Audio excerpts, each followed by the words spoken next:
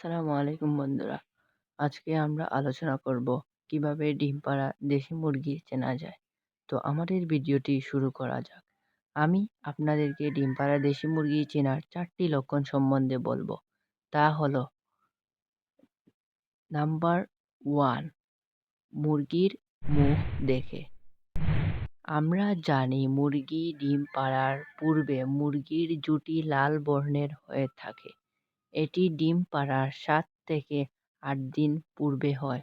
অনেক সময় দেখা যায় এর থেকে আরও বেশি সময়ও আগেও মুরগির জুটি লাল বর্ণের হয়ে যায়। এটা নির্ধারিত কোনো সময় হয় না। কয়েকদিন পরেও হলে হতে পারে, আগেও হলে হতে পারে। নাম্বার 2 আমরা যে আলোচনা করব, নাম্বার 2 হলো মুরগির শারীরিক গঠন। মুরগি ডিম পাড়ার 15 থেকে 20 দিন পূর্বে মুরগি মোটা হয়ে যায়। যেমন উদাহরণস্বরূপ, ডিম না পাড়া মুরগির দৈনিক ওজন যদি 900 গ্রাম হয়, তাহলে ডিম পাড়া মুরগির ওজন হবে 1 কেজি থেকে 1 কেজি 500 গ্রামের মতো।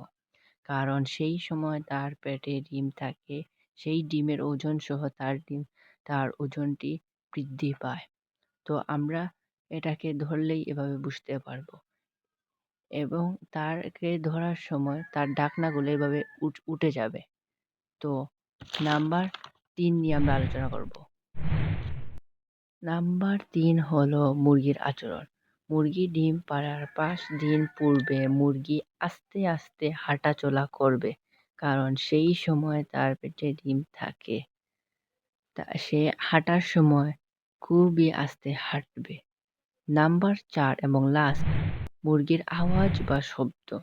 মুরগি ডিম পাড়ার আগে মুরগি অন্যভাবে এক ধরনের ডাক দেয়। আপনাদের সুবিধার্থে সেই ডাক আমি দিলাম।